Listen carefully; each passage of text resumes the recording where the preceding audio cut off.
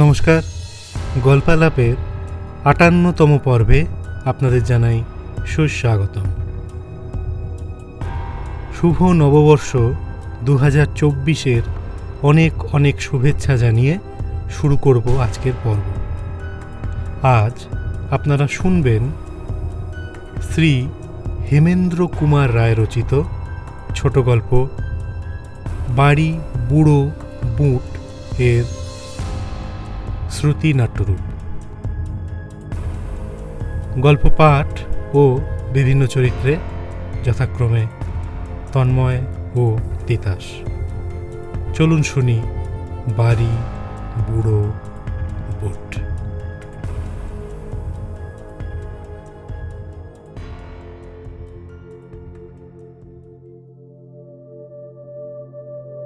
বাড়িখানি ভারী ভালো লাগলো। চারিধারে বাগান, টেনিস খেলার মতো জমি, মাঝে মাঝে শ্বেত পাথরের বেদি, একটি ছোট বাহারি ফোয়ারাও আছে, আর এখানে ওখানে লাল কাপড় বেছানো পথ। বাড়িটা দোতলা, একেবারে হাল ফ্যাশনের না হলেও সেকেলে নয়। বাড়ির জানালায় বা দেয়ালে প্রাচীনতার কোনো চিহ্নই নেই। কোথাও ফাটল ধরেনি, কোথাও অশ্বত্থ বট এসে জোর করে জুড়েও বসেনি। কিন্তু তবু মনে হলো বাড়িখানি যেন রহস্যময়। হয়তো এখানে রহস্যের আবহ গড়ে উঠেছে। আমার পক্ষে এও এক আকর্ষণ। আমি রহস্য ভালোবাসি। রহস্যের মধ্যে থাকে রোম্যান্সের গন্ধ। সাঁওতাল পরগনার একটি জায়গা, স্ত্রী এবং ছেলে মেয়েদের বায়ু পরিবর্তনের দরকার। ডাক্তারের মতে এ জায়গাটি নাকি অত্যন্ত স্বাস্থ্যকর। বন্ধু প্রকাশের সঙ্গে এসেছি মনের মতো একটি বাড়ি খুঁজে নিতে। আজকের ট্রেনেই আবার কলকাতা ফিরব।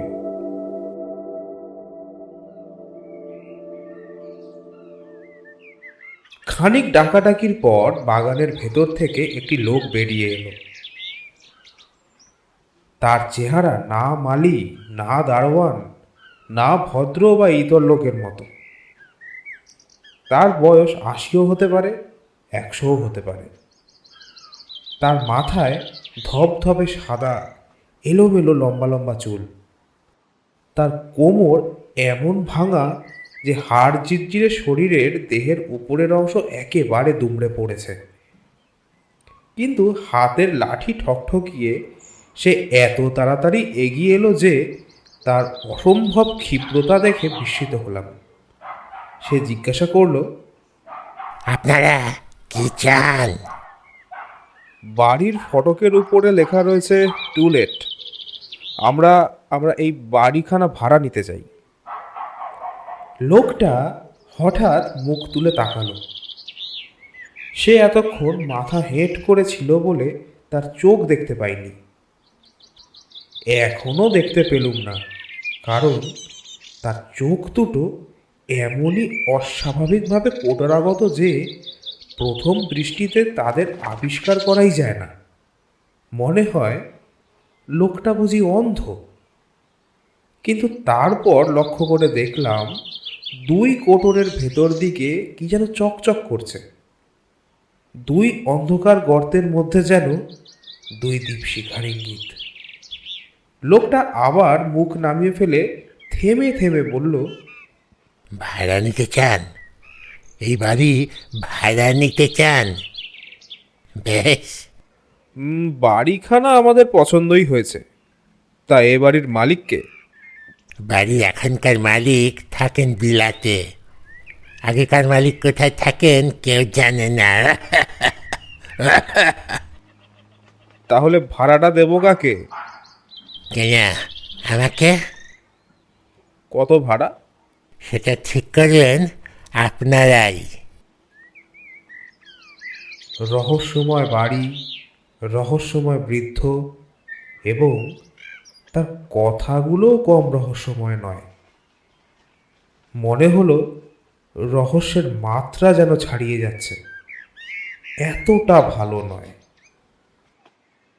কি বলবো ভাবছি, হঠাৎ গায়ে পড়ল এক ফোঁটা জল। চমকে মুখ তুলে দেখি ইতিমধ্যে আমাদের অজান্তেই আকাশে রয়েছে মেঘের সঞ্চার। বুড়ো বলল, বৃষ্টি আসছে, আপনারা একটা ভিতরে গিয়ে দাঁড়াবেন, চলুন। বুড়োর পেছনে পেছনে বাড়ির নিচের তলার বারান্দায় গিয়ে দাঁড়ালাম।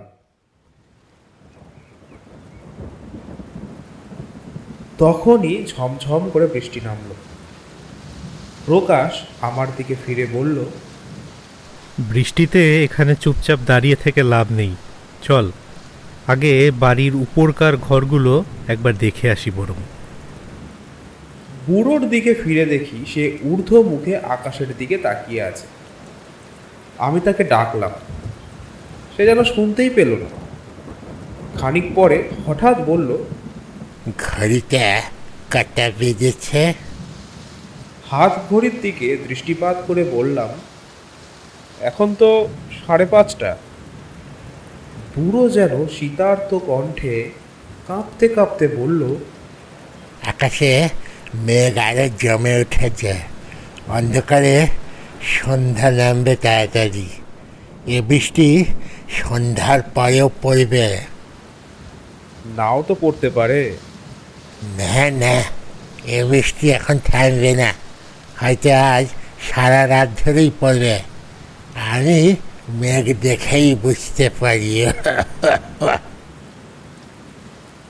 প্রকাশ বলল, কি সর্বনাশ! তাহলে আমরা স্টেশনে যাব কি করে? আজই তো আমাদের কলকাতায় ফেরার ট্রেন। বুড়ো ঘাড় নাড়তে নাড়তে বলল, এ বৃষ্টি আজ আর থামবে না, আজ আর থামবে না। পাহাড় নদী ফুলে উঠবে, মাঠ একেবারে ভেসে যাবে, পথ ডুবে যাবে।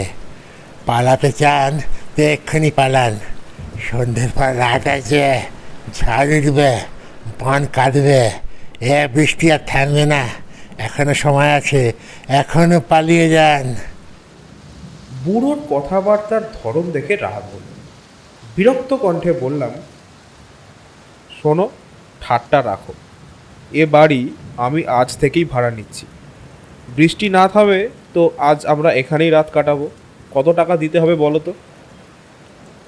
বুড়ো আবার মুখ তুলল। আবার দেখলাম তার চক্ষু কোটরাগত 2 দীপশিখার ঝিলিক। দন্তহীন মুখ বেজার করে নীরব হাসি হেসে সে বলল, হ্যাঁ, আজ রাতে এখানে থাকবেন? থাকতে পারবেন? কেন পারবো না?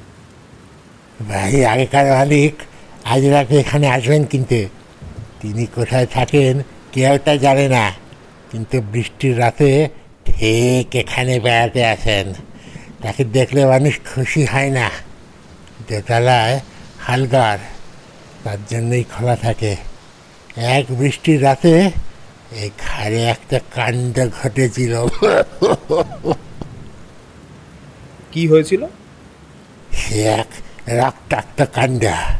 সন্ধ্যার সময় মালিক ফিরে এলেন, তখন ঝোপ ঝোপ করে বৃষ্টি পড়ছে। হাতে তার বন্দুক, পরনে তার শিকারের পোশাক। তারপর না না, সে কথা আপনাদের আর শুনে কোনো কাজ নেই। কিন্তু সেই দিন থেকে এই বাড়ি খালি, এই বাড়ি কেউ ভাড়া নিতে চায় না। আমি হো হো করে হেসে উঠে বললাম, তুমি কি আমাদের ছেলে মানুষ পেয়েছো যে যা তা বলে আমাদের ভয় দেখিয়ে দেবে? বেশ, তবে তোমরা থাকে, আমি চললুম। কিন্তু সাবধান, সাবধান, সাবধান। বলতে বলতে বুড়ো লাঠি ঠকঠকিয়ে অত্যন্ত ক্ষিপ্র পদে আবার বাগানে নেমে অদৃশ্য হয়ে গেল। প্রকাশ বলল, পাগল! পাগল নয়, পাজি পাজি। বুড়োর হয়তো ইচ্ছা নয় আর এই বাড়ি কেউ ভাড়া নেয়, সে একলাই এখানে রাজত্ব করতে চায়, বুঝলে? কিন্তু বাইরে যখন ভাঙাপত্র টানানো আছে তখন আমাদের ভাবনা কি? চলো একবার দোতলায় ঘরগুলো দেখে আসি। দোতলার বারান্দায় উঠে দাঁড়ালাম। সেখান থেকে অনেক দূর পর্যন্ত দেখা যায়। আরো পুরু, আরো কালো হয়ে উঠেছে আকাশের মেঘ। আরো জোরে, আরো ঘন ধারায় পড়ছে বৃষ্টি। সন্ধ্যার আগেই দ্রুত নেমে এসেছে সন্ধ্যার অন্ধকার। দূরের ছোট ছোট পাহাড়গুলো ক্রমেই ঝাপসা হয়ে যাচ্ছে। প্রকাশ বিষণ্ণ স্বরে বলল, বুড়োর একটা কথা কিন্তু ঠিক, আজ এখানেই বন্দি হতে হবে আমাদের। আর উপায় তো নেই। কিন্তু খাবে কি, শোবে কোথায়? পিছনে ফিরে ওই হলঘরটা দেখো, ওর 3টে দরজাই খোলা। এখনো যেটুকু আলো আছে তাইতেই দেখা যাচ্ছে ঘরের ভেতরে রয়েছে বড় বড় সোফা, চেয়ারও তো রয়েছে। দেয়ালের গায়ে রয়েছে সোনালি ফ্রেমে বাঁধানো মস্ত মস্ত ছবি আর আয়না। আশ্চর্য, এই এমন সাজানো বাড়ি খালি পড়ে আছে কেন? প্রকাশ সন্দেহ ভরা কণ্ঠে বলল, তবে কি বুড়োর কথা মিথ্যে নয়? এখনো কি? ভূতের বাড়ি? খেপেছো? তা মানলে বলতে হয় এ বাড়ির আসল ভূত হচ্ছে ওই বুড়োটাই। বিচিত্র কি, বুড়োর মতো চেহারা আমি কোনো মানুষেরই দেখিনি।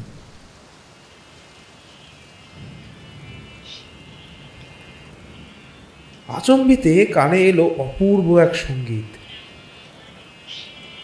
হারমোনিয়াম বাজিয়ে গান গাইছে কোনো এক মেয়ে, রবি ঠাকুরের গান। গায়িকার গলাটিও চমৎকার। সবিস্ময়ে দুজনে স্তব্ধ হয়ে দাঁড়িয়ে খানিকক্ষণ ধরে সেই গান শুনলাম। আকাশে বেড়ে উঠল বিদ্যুতের জীবন্ত অগ্নিচিত্র। আমি বললাম, গান আসছে কোথা থেকে? প্রকাশ বলল, ওই হলঘরের ভিতর থেকে। বিদেশে আসছি বলে সঙ্গে টর্চ আনতে ভুলিনি। টর্চটা জেলে দুজনেই হলঘরের ভেতরে ঢুকলাম। সব আসন খালি। ঘরের ভিতরে একটি অর্গ্যান রয়েছে, তার সামনেও কেউ নেই। প্রকাশ তবু জোর করেই বললে, যে গাইছে সে এই ঘরেই আছে। অসম্ভব, অন্য কোনো ঘরে কেউ গান গাইছে। প্রকাশ অস্বস্তি ভরা স্বরে বললে, না না না, গান এখানেই হচ্ছে। যে গাইছে তাকে দেখতে পাচ্ছি না বটে, কিন্তু আমি তার উপস্থিতি অনুভব করতে পারছি। আমার মনে হচ্ছে এই ঘরটা যেন হিমালয়ের বরফ দিয়ে গড়া। উফ, কি ঠান্ডা!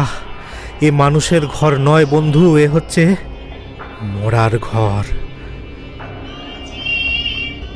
আমরা তাড়াতাড়ি আবার বাইরে গিয়ে দাঁড়ালাম। প্রকাশের কথা মিথ্যা নয়, ঘরের চেয়ে বাইরেটা বেশি গরম, অথচ ঝোড়ো হাওয়ার তোড়ে সেখানে এসে পড়ছিল শীতল বৃষ্টিধারা।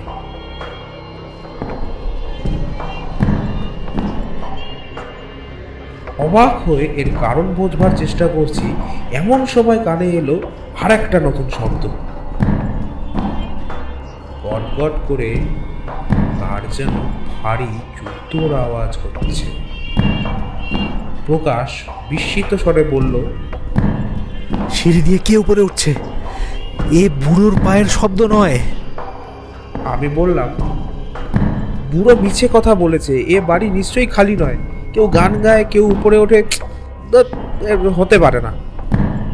সিঁড়ির ধাপগুলো শব্দিত করে ওপরের বারান্দায় এসে স্থির হয়ে রইল একজোড়া শিকারি বুট, যা পরলে লোকের হাঁটু পর্যন্ত ঢাকা পড়ে। নিজের চোখকেও বিশ্বাস করতে পারলাম না। মানুষ নেই, অথচ একজোড়া শিকারি বুট উপরে উঠে এলো, তাও জ্যান্ত জীবের মতো। মন বললে ওই দৃশ্যমান বুট পরে আছে কোনো অদৃশ্য দেহ, এবং বারান্দায় হঠাৎ আজ 2 অনাহত অতিথি দেখে সে থমকে দাঁড়িয়ে পড়েছে সবিস্ময়। প্রকাশ অস্ফুট স্বরে বলল, শিকারি বুট।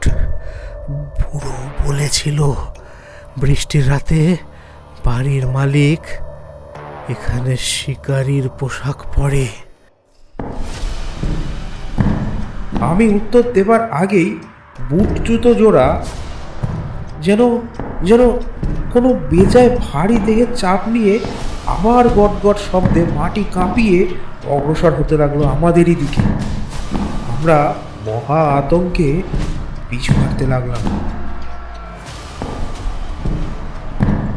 হল ঘরের তৃতীয় দরজার কাছে এসে বুট জুতো জোড়া আবার থেমে পড়ল ক্ষণিকের জন্য, কিন্তু তারপরেই সবেগে প্রবেশ করলো ঘরের ভেতর।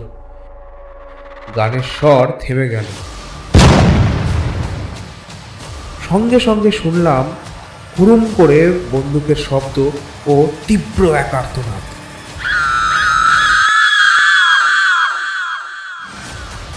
আমরা পাগলের মতো দৌড়ে এক লাফে সিঁড়ির 3-4টে ধাপ পেরিয়ে নিচে নেমেই দেখি সেখানে নিশ্চল হয়ে দাঁড়িয়ে রয়েছে সেই অদ্ভুত বুড়োর ভাঙা দুমড়ে পড়া মূর্তি। সে একবার মুখ তুলে আমাদের পানে তাকালে।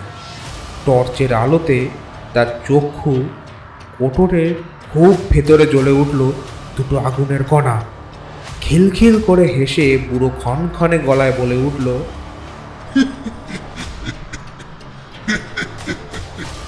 মালিকের সঙ্গে দেখা হলো, মালিকের সঙ্গে দেখা হলো। মালিক কি বললে? বাড়ি ভাড়া নেবে নাকি?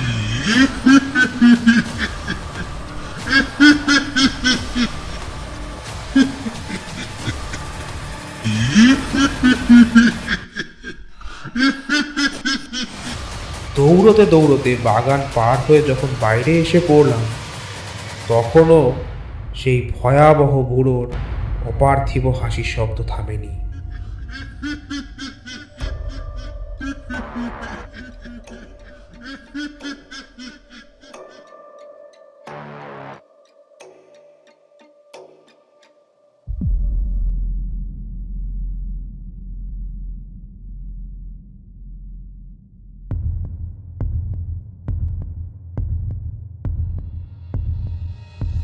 এতক্ষণ শুনছিলেন হেমেন্দ্র কুমার রায় রচিত ছোট গল্প বাড়ি বুড়ো বুটের শ্রুতি নাট্যরূপ।